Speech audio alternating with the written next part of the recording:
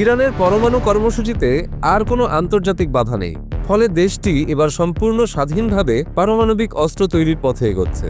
বিশ্লেষকদের মতে ইরান শিগগিরই এমন এক ক্ষেপণাস্ত্র প্রকাশ করতে পারে যা বিশ্ব নিরাপত্তার ভারসাম্য বদলে দেবে। শনিবার চুক্তির মেয়াদ শেষ হওয়ার দিন ইরানের পররাষ্ট্র মন্ত্রণালয় এক বিবৃতিতে জানায়, 2015 সালের জয়েন্ট কম্প্রিহেন্সিভ প্ল্যান অব অ্যাকশনের আওতায় যেসব বিধিনিষেধ ছিল সেগুলো এখন থেকে সম্পূর্ণভাবে বাতিল বলে গণ্য হবে। 2015 সালে ভিয়েনায় ইরান, যুক্তরাষ্ট্র, চীন, ব্রিটেন, ফ্রান্স, জার্মানি ও রাশিয়ার স্বাক্ষরিত চুক্তিতে ইরানের উপর থেকে আন্তর্জাতিক নিষেধাজ্ঞা তুলে নেওয়া হয় এবং বিনিময়ে তাদের পরমাণু কর্মসূচির উপর নিষেধাজ্ঞা আরোপ করা হয়। জাতিসংঘের নিরাপত্তা পরিষদের 2231 নম্বর প্রস্তাব গৃহীত হওয়ার 10 বছর পরেই এই টার্মিনেশন ডে বা চুক্তির শেষ দিনের সময়সীমা নির্ধারিত ছিল। ওই চুক্তির আওতায় ইরানকে পরমাণু কর্মসূচি সীমিত করার শর্তে আন্তর্জাতিক নিষেধাজ্ঞা তুলে নেওয়া হয়। 2018 সালে প্রেসিডেন্ট ট্রাম্পের নেতৃত্বে যুক্তরাষ্ট্র একতরফাভাবে চুক্তি থেকে বেরিয়ে যায় এবং নতুন করে নিষেধাজ্ঞা দেয়। পরে ইরান তার প্রতিশ্রুতি থেকে সরে যায়। চুক্তি পুনর্জীবিত করার জন্য বিভিন্ন সময় আলোচনা হলেও তা কোনো অগ্রগতি পায়নি। গত আগস্টে যুক্তরাজ্য, ফ্রান্স ও জার্মানি স্ন্যাপব্যাক প্রক্রিয়া চালু করে, যার ফলে জাতিসংঘের পুরনো নিষেধাজ্ঞাগুলো আবার কার্যকর হয়। পারমাণবিক অস্ত্র নিয়ে ইরানকে পশ্চিমা দেশগুলো ও ইসরায়েল দীর্ঘদিন ধরে সন্দেহ করে আসছে, তবে ইরান বারবার দাবি করে আসছে তাদের কর্মসূচি শান্তিপূর্ণ উদ্দেশ্যে।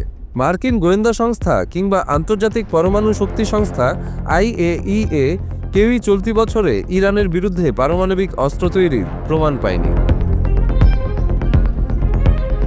তবে জুন মাসে ইসরায়েলের সঙ্গে যুক্ত হয়ে যুক্তরাষ্ট্র ইরানে সামরিক হামলা চালায়, যাতে বেশ কয়েকটি পরমাণু স্থাপনায় আঘাত হানে এবং 1000-এর বেশি মানুষ নিহত হয়, যাদের মধ্যে অসংখ্য সাধারণ নাগরিকও ছিলেন।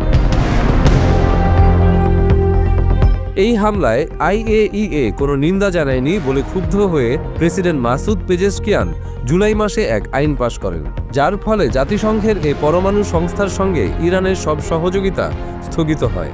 এতে IAEA-এর পরিদর্শকরা ইরান ছেড়ে চলে যেতে বাধ্য হন। IAEA জানিয়েছে, যুদ্ধ শুরু হওয়ার পর থেকে তারা ইরানের পারমাণবিক মজুদ যাচাই করতে পারছে না। এটি তাদের জন্য গভীর উদ্বেগের বিষয়। এদিকে ইউরোপের 3 দেশ নতুন করে আলোচনায় বসার আগ্রহ প্রকাশ করেছে।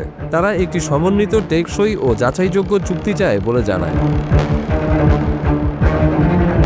তবে ইরানের শীর্ষ কূটনীতিক আব্বাস আরাকচি এক সাক্ষাৎকারে বলেন, যারা স্ন্যাপব্যাক চালু করেছে তাদের সঙ্গে এখন আলোচনার কোনো যুক্তি দেখছে না তেহরান।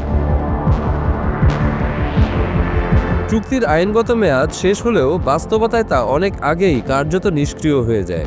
ইরানের সামনে এখন 2টি পথ খোলা। একটি হলো স্বাধীনভাবে তাদের কর্মসূচি এগিয়ে নেওয়া, অন্যটি হলো ফের কূটনৈতিক সমঝোতার দিকে যাওয়া। তবে আস্থার সংকট আর সাম্প্রতিক সংঘাতময় পরিস্থিতিতে সমঝোতার পথ আপাতত বন্ধ বলেই মনে করছেন বিশ্লেষকরা।